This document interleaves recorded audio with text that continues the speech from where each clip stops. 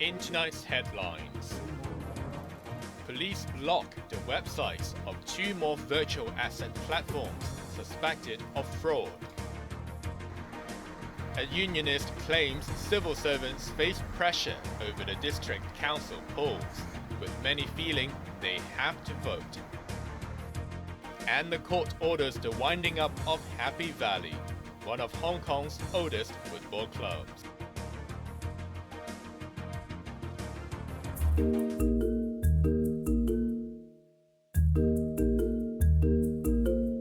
The websites of 2 virtual asset platforms, Hong Kong DAO and BitCubed, were blocked by police after the Securities and Futures Commission suspected fraud.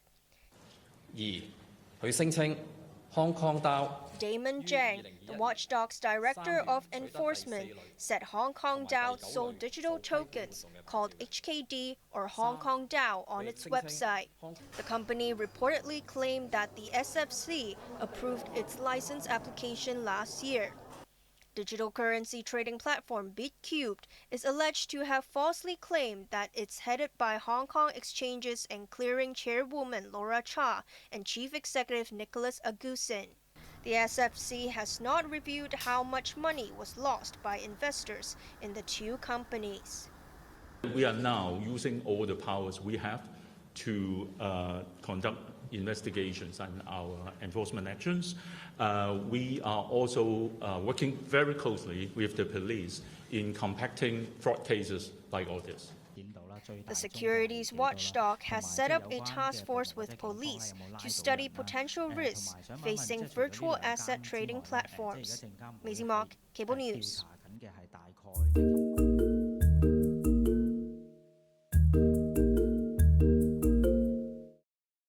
People who vote in Sunday's district council elections will be presented with thank you cards.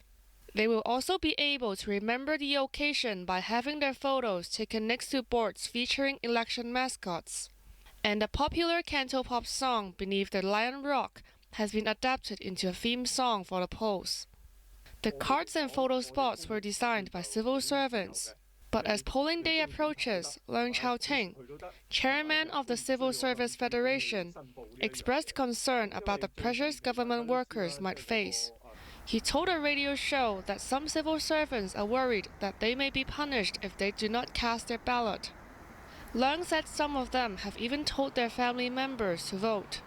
Although voting is not compulsory, the union chief said many civil servants feel that they will have to possess a thank you card as proof that they went to the polls. Leung stressed that civil servants support elections, noting that they helped out in polling stations. Janice Yu, Cable News.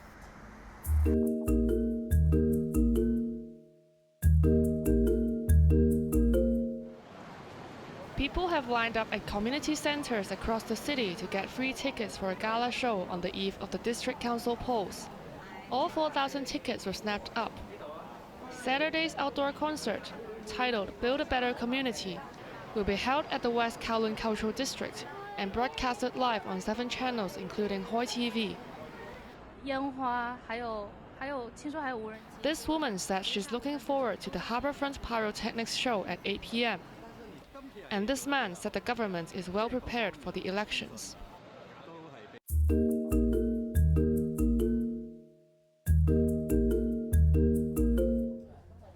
Physiotherapists and grassroots groups are disappointed with the government proposal to make physiotherapy and occupational therapy more accessible under certain conditions. The Health Bureau has proposed that people can be treated directly without a doctor's referral if they provide documents of a diagnosis within the previous 12 months or in an emergency. But Marco Pang, president of the Physiotherapy Association, said it's no different from the existing practice, as people would still need to be diagnosed by a doctor. He said a lot of times referral letters only stated the symptoms, such as back and neck pain, but not a diagnosis of what might have led to the pain. Patients rely on us to give them an examination to see if the pain was caused by their muscles or joints. Pang said those needing treatment should not have to spend extra money on doctors and should be attended to promptly. Tim Pang from the Society for Community Organization said getting documentary proof annually is inconvenient. He said the chronically ill and physically disabled should be exempted. The grassroots group organizer also urged the government to allow people with frequent neck and shoulder pain to visit physiotherapists without a doctor's referral. Lawmakers on the Health Services panel will discuss the proposal on Friday. Maisie Mock, Cable News.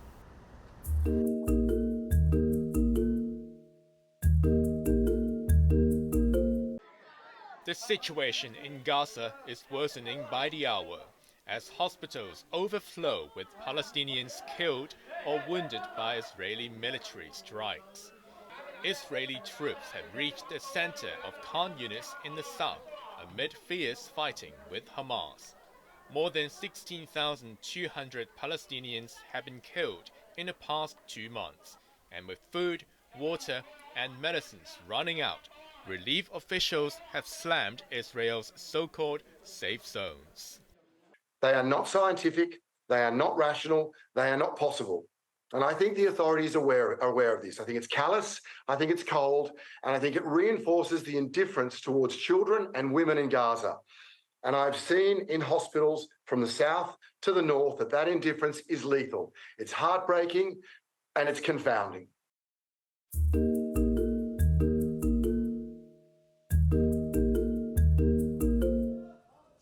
More than 260 Palestinians in the occupied West Bank have been killed by Israeli troops and settlers in the past 2 months. The violence occurred as the world's focus was on Gaza. In a bid to stop the bloodshed, the United States has taken a rare step against Israel by denying entry to Jewish settlers involved in violence in the West Bank. Violence in the West Bank this year is at levels not seen since the Second Intifada. And in recent weeks, an alarming surge in violent acts has driven this unwelcome record even higher. This includes unprecedented levels of violence by Israeli extremist settlers targeting Palestinians and their property, displacing entire communities, as well as violence by Palestinian extremist militants against Israeli civilians.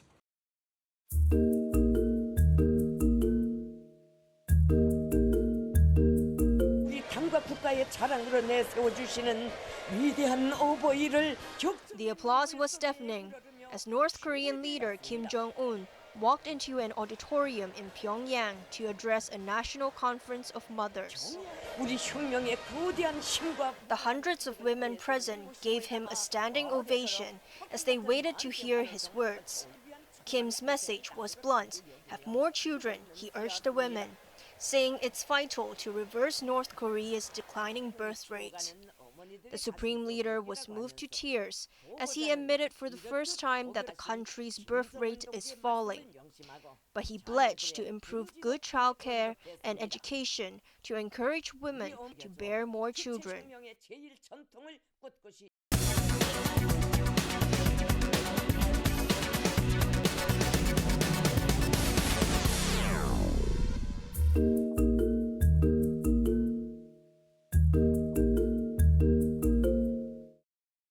Hong Kong's outlook is now negative instead of stable, according to ratings agency Moody's. The adjustment is in line with Moody's downgrading of China's outlook yesterday. The agency said this reflected the tight linkages between the SAR and the mainland. It also cited the expected further erosion of the city's autonomy. That said, Hong Kong has retained its fourth highest AA3 issuer rating, thanks to low government debt and sizable fiscal reserves.